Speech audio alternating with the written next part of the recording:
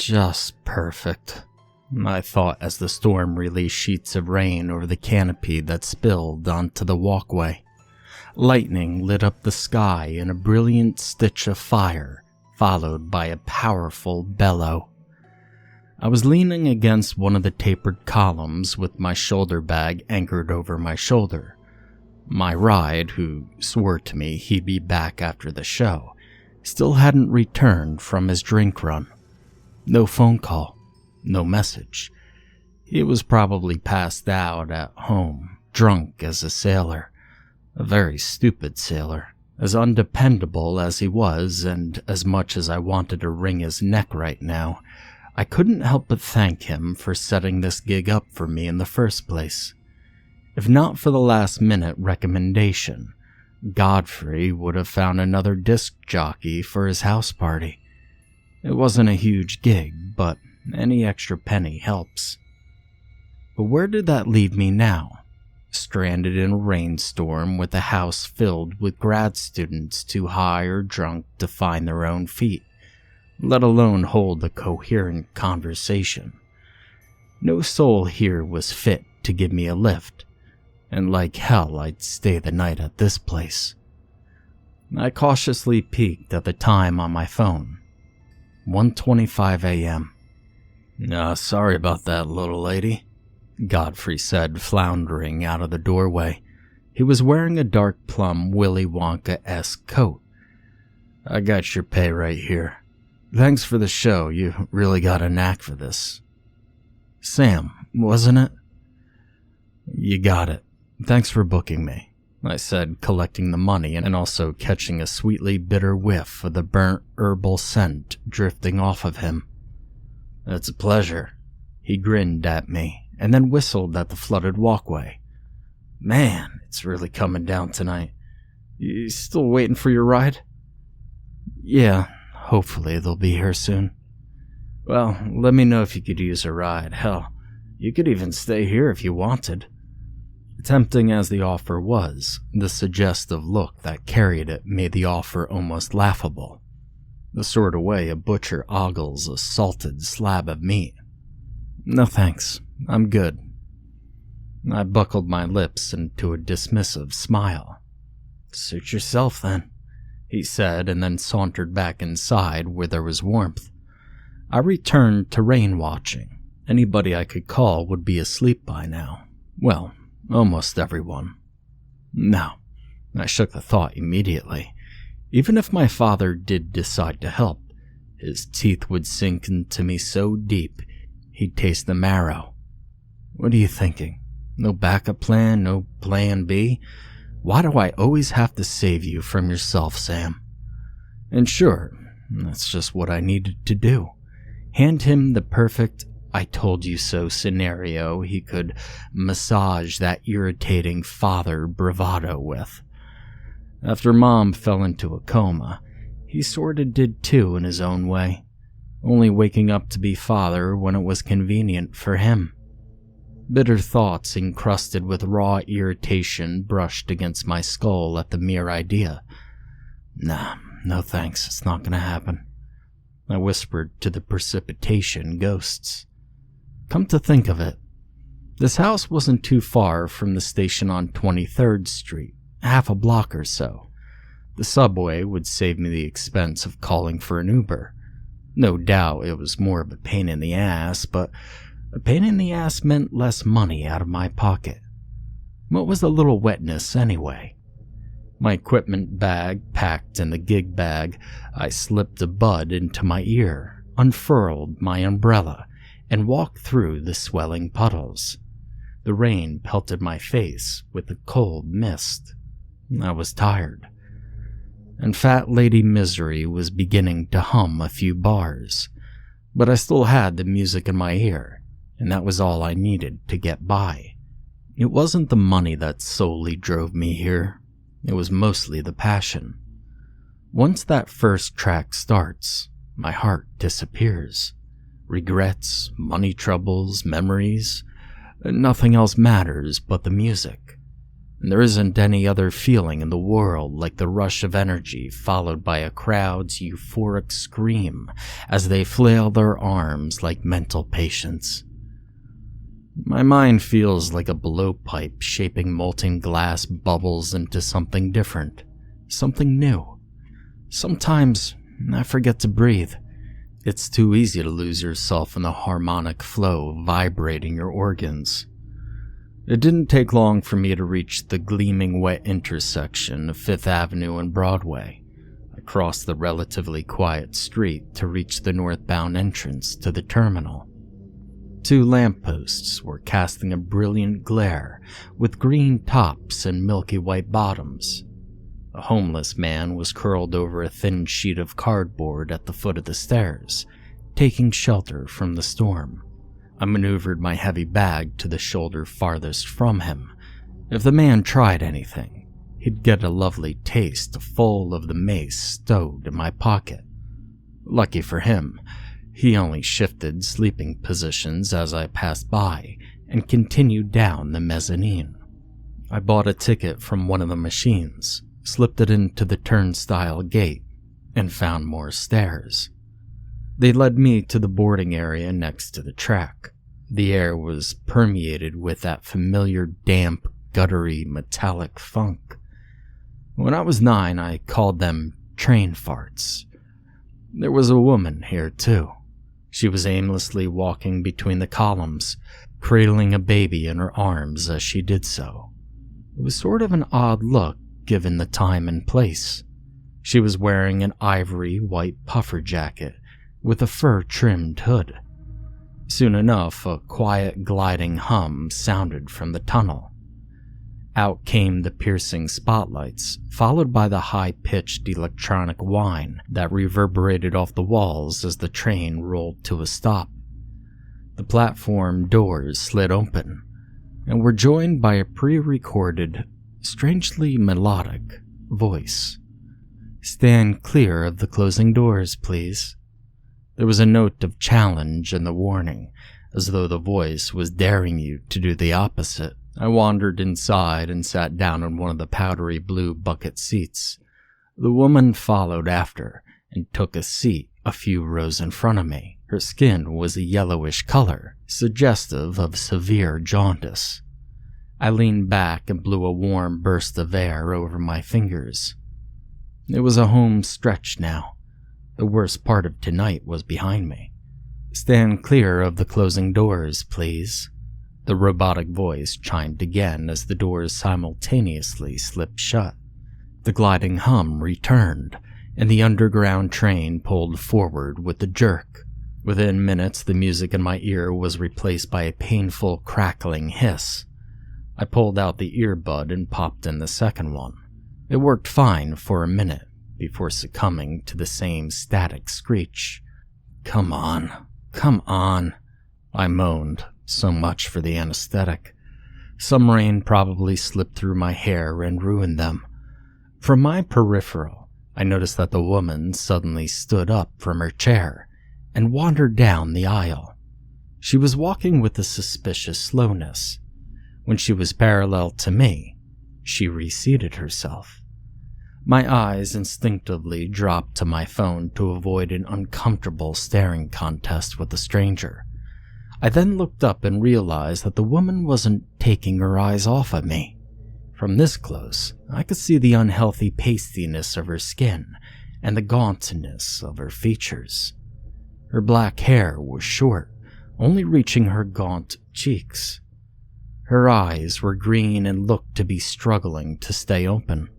There was no whiteness in them, only red nets of popped blood vessels surrounding abnormally elongated pupils. It looked like Columbia or cat eye syndrome, an eye condition I read about on the internet once. When she noticed I was now returning the look, her tight lips puckered into a humorless smile. "I'm sorry. Can I help you with something?" I asked. The woman's hourglass-shaped pupils perked at my question. "I'm glad you're here. Really, the poor thing wasn't going to last much longer." Her voice was dull with fatigue. not going to last long at all. Just as I stood up to find a different seat, the woman leaned forward and whispered to the infant in her lap. A few incoherent muffles slipped out. The strange woman then sat up straight and brushed away the covering from her child's face. But it wasn't a child that I saw. No, it was far from it. Its uneven skull resembled a skinless grape with clusters of forked veins branching throughout its thin skin. Its mouth, if it were even a mouth, was a lipless vestigial slit. The circumference of its translucent head was taken up by two eyeless sockets, draped on the inside with lines of stringy tissue. I was left standing there stunned and attempting to fathom exactly what I was looking at. At that moment, bands of its straggly eye material tightened like a balled-up fist in both of its sockets. A terrible pulsating pain suddenly condensed in the center of my mind. My ears started to ring, and the throbbing tightness in my skull increased to the point where I collapsed back into my seat. It felt as though someone was hammering an invisible stake into my brain like a vampire heart. I couldn't move. My arms and legs felt like mud. I couldn't scream. Stand up. Just stand up, I begged my uncooperative muscles. The warped mass of a head remained motionless, save for its eye holes full of clenching meat threads.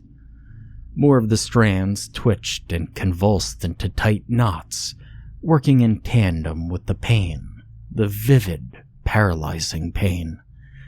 The lights were unsteadily flickering. I was forced to watch as transparent flaps unfurled from both sides of the thing's head. They folded into spiral shapes. Another clump of skin in the center of its face protruded outwards. The clump molded into some sort of limpid nose. And that was when I realized those folds on its head were ears. And not only that, I wondered if the thing got bigger now. Yeah, it was. The woman confirmed this as she lifted the entity from her lap and gently placed it on the seat next to her. It was the size of a small toddler now. Its boneless-looking limbs hung like shriveled chicken legs. Thin, worm-like threads wriggled out of its broad scalp that soon became wet clots of black hair. Its limbs started to thrash about as though they were being shocked by short electric bursts, and I could hear the muffled sounds of joints grinding together and popping out of place repeatedly. They were stretching, growing longer. Even its skin was changing into a healthy, fleshier color, like a chameleon manipulating its own skin cells. The invisible stake pushed further into the cluster of nerves behind my eyes. I thought I was bleeding, but it was only hot tears rolling down my cheeks. I'd have given anything in the world for the pain to stop. Little by little, change by change, the being was beginning to take on the physical semblance of a young girl. A few forked black veins still lingered beneath its fake pigmented skin, and there was a vertical scar below its belly button, the same scar that I had. But that made no sense. My scar was from an ovarian cyst surgery when I was 12. Why would it have the same scar? Then I saw the birthmark on its right shoulder. My birthmark. I realized that it wasn't an invisible stake being plunged into my skull. It was a straw. This thing, whatever in God's name it is, was sucking up my memories, sampling the different flavors, and enjoying them. What is going to happen? I wondered. What is going to happen when there are two of me? I know it hurts, the woman said with a perceptive nod. That disembodied stare on her face made my stomach churn. I'm sorry for this, really I am, but such things are necessary for us. They're necessary for our survival. You see? The humanoid thing was now a naked living picture of me, except for the straggly jungles in its sockets. It stood upon its bare, trembling legs and took an indecisive step towards me. I wanted to scream, but all that came out was a raspy whimpering. An abrupt female recording then sounded over the intercom. Next station, 14th Street. That was it. The next station. If just one soul were waiting on that platform, they'd see me. They'd see the woman with the fucked up eyes, and they'd see the naked humanoid standing in front of me. The naked, unpolished version of myself continued toward me. 2 fingers on its left hand split open. Slender, filament-like stalks bloomed out of them and squirmed as though she was tasting the air. The dark windows soon became lit canvases of the platform. One person, just one, I begged the cosmos. But a glance through the window told me nobody was there. Every second that passed was another chunk chipping off of my freedom. The doppelganger bent over and extended its hands with the dancing filaments towards my face. Eyes, I screamed internally. It wants my eyes. It counterfeited everything else. But why not the eyes? Maybe the woman's pupils were the result of them trying. The high-pitched whistle came, and the train suddenly stopped abruptly. The stop in motion jerked the doppelganger off balance yet again, and for a moment, only a moment, the pressurized stabbing pain dissipated. It had lost its unseen grip on my mind just as the subway doors slipped open.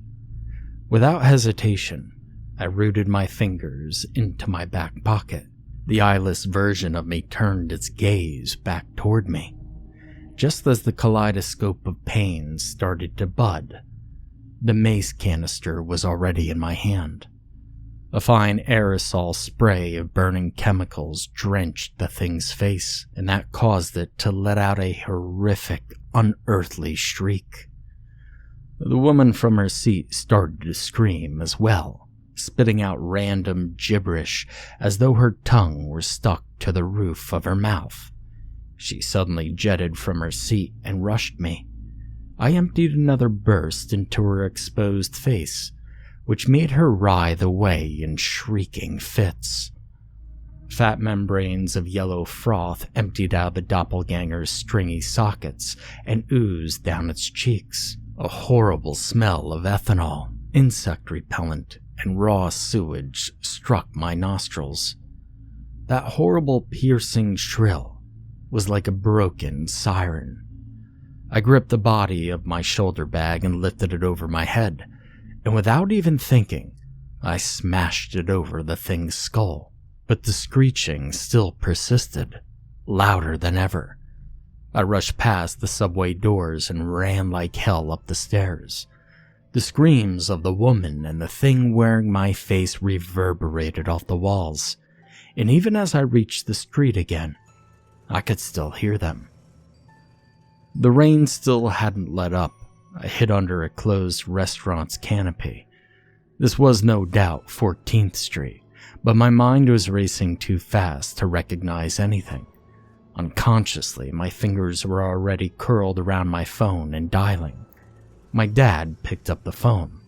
I told him everything in a panicked mess, and he told me to stay where I was. He was coming to get me. Who was going to believe me after this? Probably nobody. Not the police, not my family, not my friends. Maybe Godfrey had slipped something into my drink before I left. Maybe I'd caught the second hand of something during the show. What I witnessed on that subway felt so unreal, it had to have been in my imagination. I mean, surely they'd have cameras down there, right? I sucked in a deep breath and tried to control my throbbing chest. While I was huddled beneath the canopy, waiting for someone to come and get me. There was something across the deserted street. It looked like a woman with a baby in her arms.